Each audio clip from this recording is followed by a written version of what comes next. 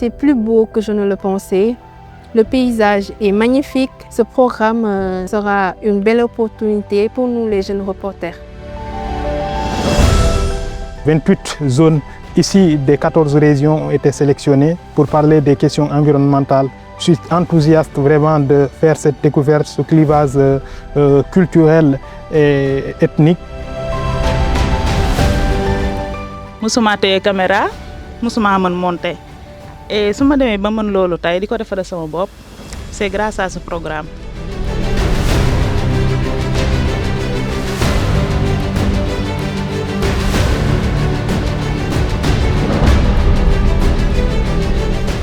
Le programme Jeunes Reporters Citoyens, en fait, li ko tax a jóg mooy que ni on a senti que la population am nañu lu ñu leen war a waxal te am na ñu ko waroon wax te waxuñu ko.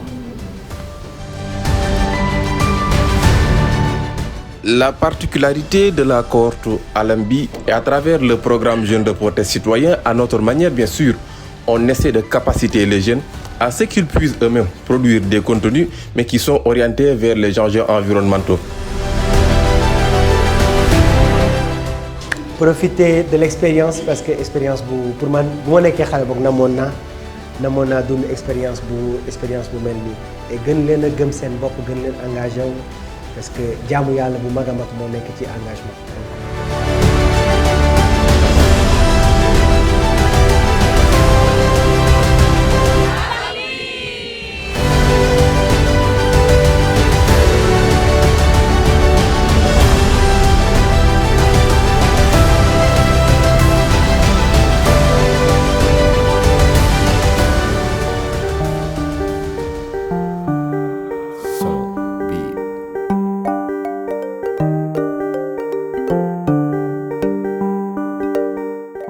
C'est ma première fois d'assister à ces arts d'activité liés notamment à la bioconstruction, c'est-à-dire trouver une alternative aux briques ciment, c'est-à-dire utiliser plutôt des briques à base de la boue et de la paille pour pouvoir vraiment construire. Donc ça, je trouve que c'est une alternative aux briques ciment que je considère vraiment un peu néfaste à la biodiversité, à l'environnement.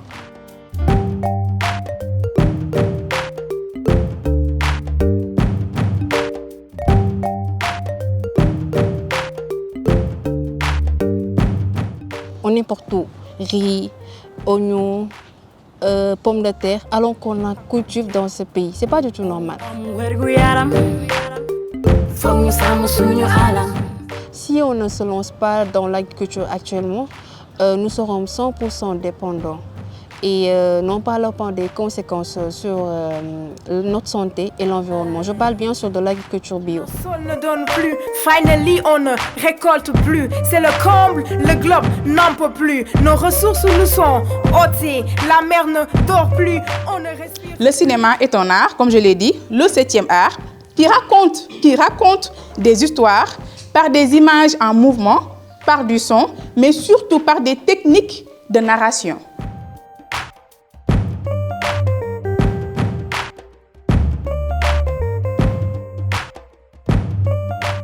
J'ai compris qu'il y a donc une différence entre tout ce qui est documentaire et reportage.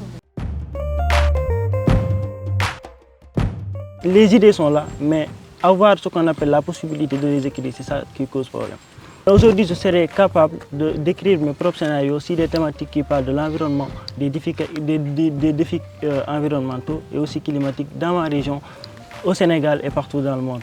J'ai hâte vraiment de savoir ce que je peux découvrir de plus concernant les politiques climatiques.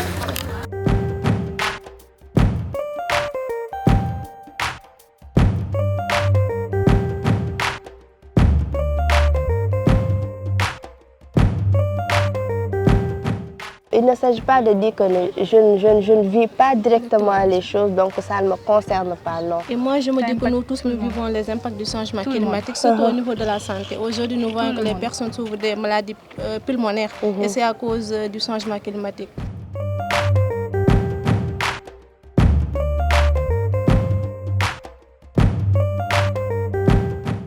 Depuis que je suis né, je connais que Saint-Louis. man Ndar laa juddoo fi laa yoroo fi laa defee lépp te su ma xëyee suba ñu ne ma sama souvenir yi ma amoon yëpp dafay disparaître loolu ça ne va faire que du mal et j'aimerais bien que nit ñi bàyyi xel loolu que ni sunu dëkk bi elle est menacée te loolu lépp si ñun la commencé quoi.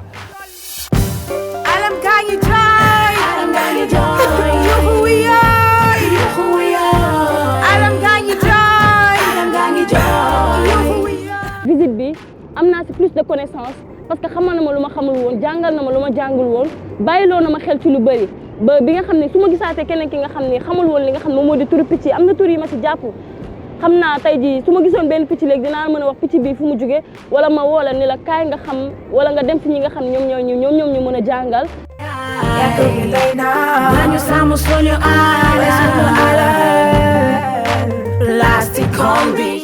Le jeune, c'est à lui qu'appartient la terre.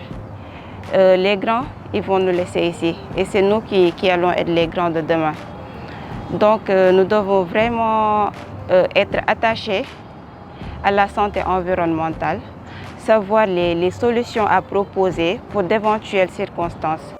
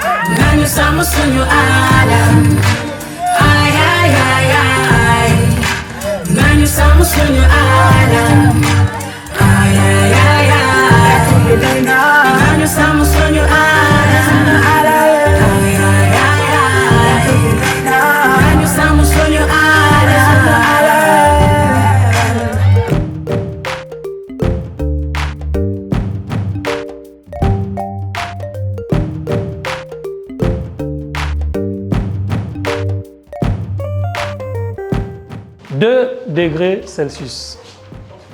C'est le schéma ou l'hypothèse pour laquelle on veut aujourd'hui parler d'une limitation de l'augmentation de la température moyenne.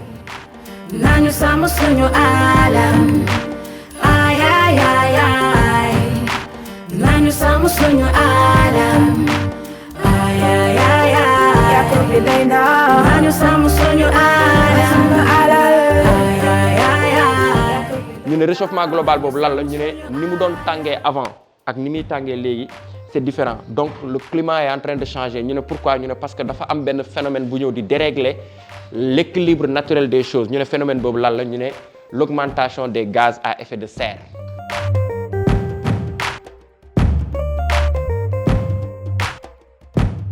dinaa mën a sensibiliser ma communauté xëcc leen pour ñu mën a adapté wu comme nous disons adopter les mesures d'atténuation mais aussi d'adaptation pour nous faire face à changement climatique nga xam ne ñun ñooy nekk la cause.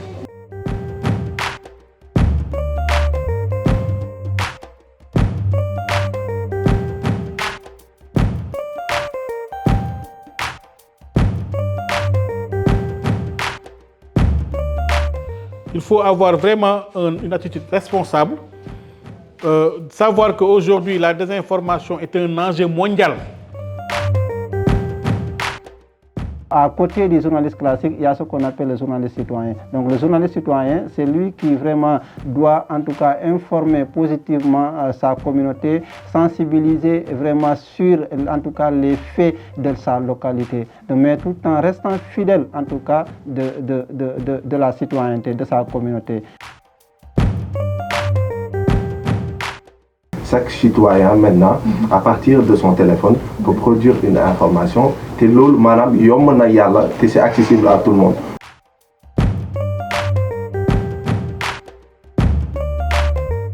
Une information qui est donnée et qui n'est pas reprise par des sites internet ou des groupes de presse crédibles, vous ne pouvez pas la partager. Si vous vous préservez comme ça, vous vous prémunissez de la désinformation. Alors, je me mets là. Voilà la personne que j'interroge. Vous voyez? Même si elle bouge.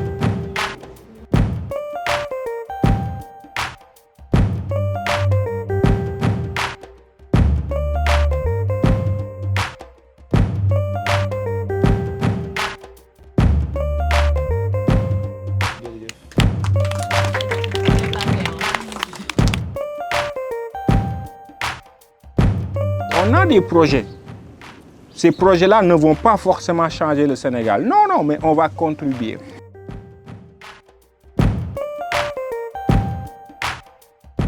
Nous, on n'ambitionne pas de diriger ce pays-là. Ce qu'on veut, c'est justement de contribuer à faire émerger une république de citoyens. Moi, ce nouveau type de Sénégalais, à une petite échelle. C'est justement ça.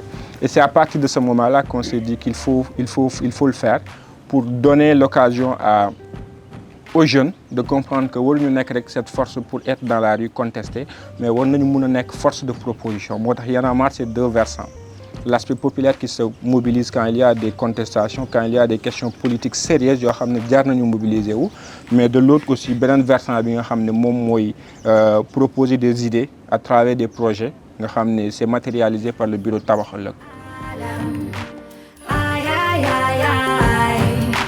Nanu sama suñu alam ay ay ay ay ya ko bi layna nanu sama suñu alam. Là, nous sommes précisément à Guet Ndar. Et ici, on voit nettement qu'il y a déjà des maisons qui sont déplacées, des familles déplacées plutôt, des maisons qui sont tombées. Et on voit des gens très frustrés à cause de cela. Et il y a certainement, soit le gouvernement, qui n'a pas réellement mis en place des techniques, des mécanismes pour pouvoir compenser ou les aider ou les assister, soit financièrement ou les trouver des logements qui sont adéquats avec leur mode de vie auparavant. Donc les réalités des conséquences climatiques, c'est vraiment alarmant dans ce côté.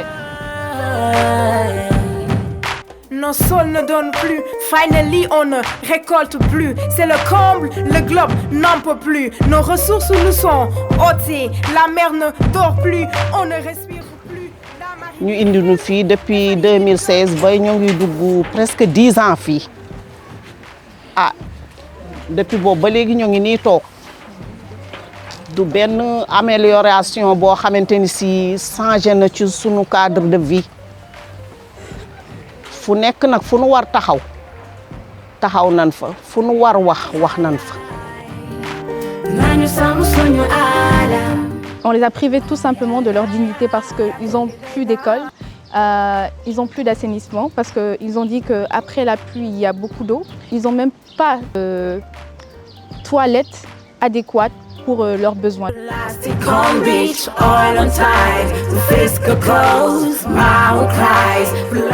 Quand je pense au Sénégal, avec 700 km de côte, Donc je me dis, si ça arrive à des personnes comme ça à Saint-Louis, donc qu'en-est-il des autres communautés côtières?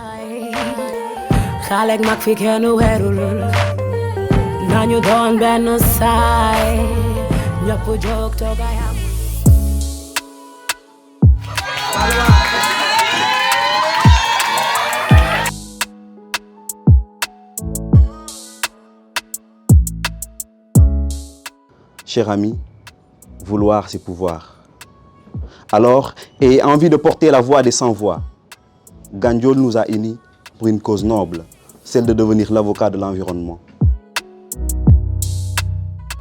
Sank maire bi wax na lu am solo mu ni sama doom su fekkee yéen yéen a mën a feral suñuy rangooñ sama doom su fekkee yéen suñu ay jooy mën na jaare ci seen loxo ba faju dénk nañ leen ko loolu te mission la rek parce que yaakaar dafa fort et je pense que avenir réew mi si suñu loxo lay jaare pour mën a tàbbi si yeneen loxo. Et ce n'est pas ce projet seulement que je salue. En fait, je salue les initiatives que le mouvement Y en a marre prend en charge. Je remercie Y en a marre. Je remercie également l'équipe bi nga xani mom la teg à notre portée.